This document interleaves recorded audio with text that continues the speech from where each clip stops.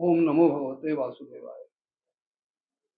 नामोच्चार करताना आपल्याला जिभेचा वापर करावा लागतो.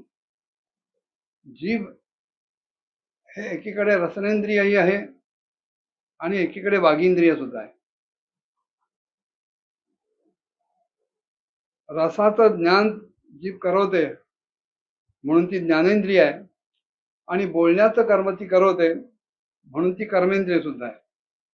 पण जी जीभ पापवचन उच्चारते तीच जीभ पुण्यकारक वचनही उच्चारते, म्हणजे भगवंताचं नामही घेते. कारण हे जे नाम आहे हे नाम आत्मा आणि ब्रह्म ह्यांचं ऐक्य ज्या ज्या महावाक्यांमुळे कळतं, तत्वमसी इत्यादी,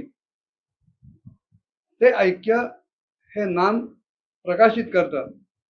त्यामुळे नाम हे एका दृष्टीने प्रकाशक आणि रूपाला प्रकाशित करणारं, म्हणजे रूप त्याचं हे प्रकाश्य आहे. नामस्मरणामुळं रूपाचा चित्तामध्ये प्रकाश पडतो आणि त्याच नामामुळं भगवंताच्या ज्ञानाचं प्रमाणही आपल्या हातात येतं आणि भगवंताचं रूप हेही प्रमेय असल्याचं आपल्याला त्या नामामुळे कळतं. विष्णुदूत सांगतायत, न निष्कृतैर रुदितैर ब्रह्मवादिभिः तथा विशुद्धत्यघवान् व्रतादिभिः यथा हरेर्नाम पदैरुदारतैः तदुत्तम श्लोक गुणोपलंबकम. मोठमोठाले म्हणाले ब्रह्मवादी ऋषी जे आहेत त्यांनी पापाच्या निरसनासाठी मोठमोठाली प्रायश्चित्त सांगितले. कृच्छ्र आहे, चांद्रायण आहे, आणखीन काही काही व्रत सांगितलेली आहेत. पण ही प्रायश्चित्त घेऊन पाप्याची मुळासकट शुद्धी होत नाही. कशी? ज्याप्रमाणे भगवंताचं नाम उच्चारलं की त्या नामामध्ये जी पद गुंफलेली आहेत त्यांच्या उच्चाराने होते. भगवंताचं नाम हे पवित्र कीर्ती अशा त्याच्या गुणांचं ज्ञान करणार आहे, भगवंताचं स्वरूप सांगणार आहे. या श्लोकात त्यांनी नामपदैही असा शब्द प्रयोग केलाय. तिथे बहुवचन आहे. भगवंताचं एकच एक नाम नाहीये. भगवान अनंत आणि त्याची नावं सुद्धा अनंत आहेत. आणि ते नुसतं नाम जरी घेतलं गेलं, राम राम, कृष्ण कृष्ण, हरी हरी, नारायण नारायण, तरी सुद्धा ते नाम अंतःकरणाच्या शुद्धीसाठी आणि पापाच्या निवृत्तीसाठी पुरेसं आहे. त्याला पुढे क्रियापद जोडायची आवश्यकता नाही. नारायण नमः, नारायणन नमामि, काही गरज नाही. आणि तिथे बहुवचनी जो प्रयोग केलाय नामपदैही, त्याचा अर्थ असा आहे की भगवंताची सगळीच्या सगळी नावं कोणाही एकाला घेणं केवळ अशक्य आहे. मग ज्याला जेवढी त्याची नावं घेता येतील, जेवढी नावं आठवतील, तेवढी त्याने ती नावं घ्यावी.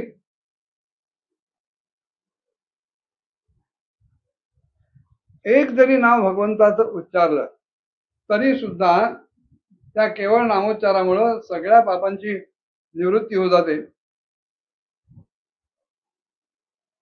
आणि पूर्ण विश्वास जर नसेल आणि नामोच्चारानंतर सुद्धा जर पाप करण्याची प्रवृत्ती झाली तर नामाचं जे सामर्थ्य आहे त्याचा मात्र अनुभव जीवाला येत नाही.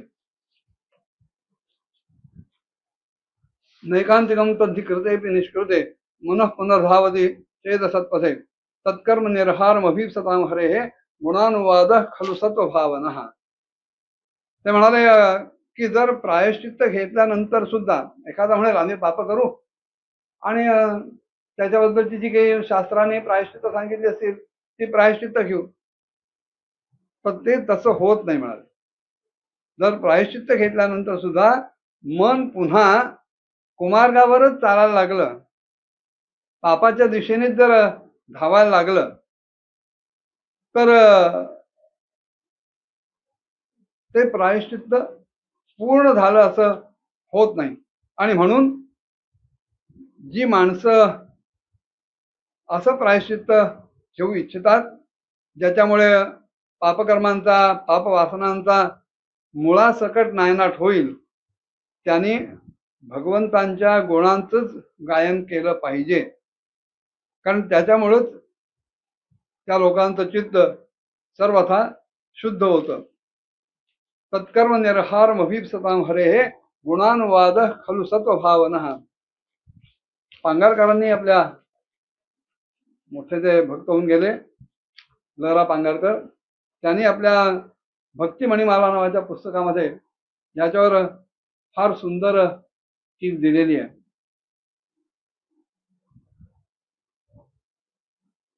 निर्हार म्हणजे सर्व कर्मांचा नाश. तेव्हा आपल्या सर्व पापकर्मांचा नाश व्हावा अशी ज्यांना इच्छा असेल अभिप्सतां, त्यांनी हरीच्या गुणांचा अनुवाद करावा, म्हणजेच हरीचे गुण घ्यावेत. का तर ते चित्त शुद्धी करायत. इथे त्यांनी सत्वभावना असा तो विशेषणाचा प्रयोग केलाय.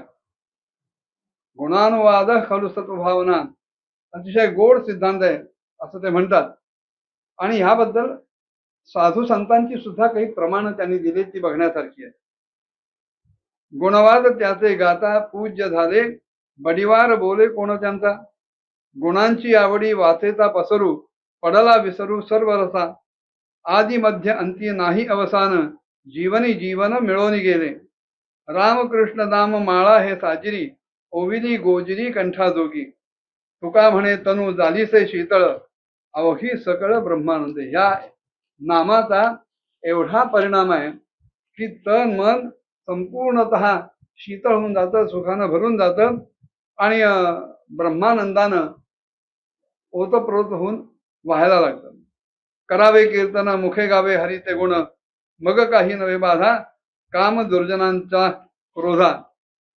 कीर्तन चांग होय अंग हरिरूप, नेम छंदे नाते डोले हरबला देहभाव. जळती कीर्तने दोष पळतील विघ्ने, कळी पापाची हे मूर्ती नाम खड्ग घेऊ हाती. हे नाम म्हणजे कळीवर आघात करणार अत्यंत धारदार असं शस्त्र आहे, खड्ग आहे. तेव्हा नामसंकीर्तन भक्ती किंवा हरिकथा यांचा चित्तशुद्धी करणारा असा अनुभव ज्यांना आहे त्यांना हा सिद्धांत म्हणाले नक्की पडेल की गुणानुवाद खलु सत्वभावना. वामन पंडितांनी याच्यावर एका ठिकाणी म्हटलंय, हरिपण हरिनामे धातू मूर्तीसी आले, हरिमय हरिनामे विश्व संतासी झाले. भवभय हरिनामे साधकांचे पळाले, वद वद वद जिव्हे रामनामे रसाळे. ह्या 6व्या स्कंधाच्या 2ऱ्या अध्यायात नामाचं महत्व मुद्दाम त्याने सांगितलंय. कारण ज्यांनी आतोनात पाप केली त्या पापी जीवानं केवळ मरत्या क्षणी एकदाच नारायण असं म्हटलं आणि त्याला त्याचा प्रभाव मिळाला. त्याला जे मिळालं ते तुम्हा आम्हाला सुद्धा मिळेल. ह्या भूमिकेतून नाम महात्म्यावर सांगितलंय की धातू मूर्ती असेल, मृण्मय मूर्ती असेल, मूर्ती कुठली असेल, पण तिला देवत्व कधी येतं, त्या देवाचं नाव जेव्हा त्याला चिकटतं तेव्हा. आणि म्हणून वामन पंडित म्हणतात, वद वद वद जिव्हे राम नाम रसाळे. हे भगवंताचं नाव आहे, ते अतिशय गोड आहे, रसाळ आहे.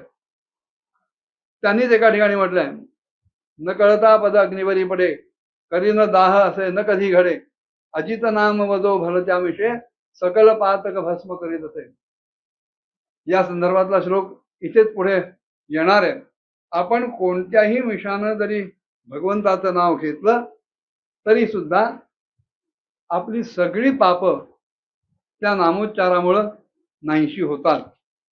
असैनं पाप नयत कृता शेषाघ निष्कृतम यदसो भगवन नाम म्रियमाण समग्रहीत. म्रियमाण म्हटलंय. म्रियमाण म्हणजे मरत असलेला, पूर्ण मेलेला नव्हे. ते यमदूतांना म्हणतायत की तुम्ही ह्या आजामेळाला घेऊन जाऊ नका, कारण ह्यानं त्याच्या सगळ्या पापांचं प्रायश्चित्त घेतलेलं आहे. कारण मरते वेळेला त्याच्या तोंडून भगवंताचं नाम उच्चारलं गेलेलं आहे. कारण पापाच्या निवृत्तीसाठी भगवन नामाचा एक अंश जरी तोंडातून उच्चारला गेला तरी तो पुरेसा असतो. संपूर्ण नाव घ्यायची सुद्धा गरज नाही, बाहेर पडायची गरज नाही. उदाहरणार्थ राम शब्द आहे, भगवंताचंच नाव आहे, त्यातला रा एवढा जरी उच्चार झाला तरी राम पूर्ण उच्चारल्यासारखा आहे.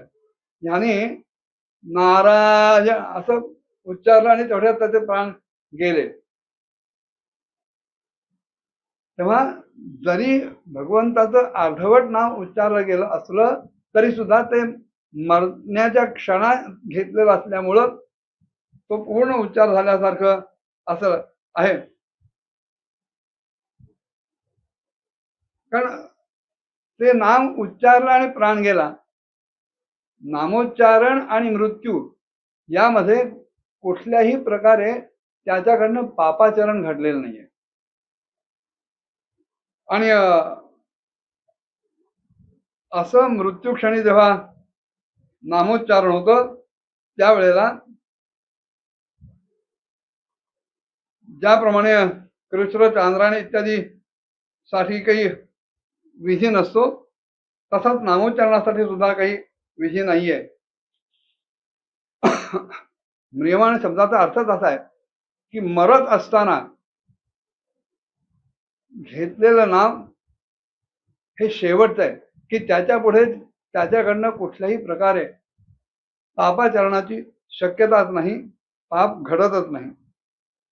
आणखीनही नामाबद्दल त्यांनी यमदूतांना सांगितलं. ते काय होतं पुढच्या भागात बघूया. ओम नमो भगवते वासुदेवाय.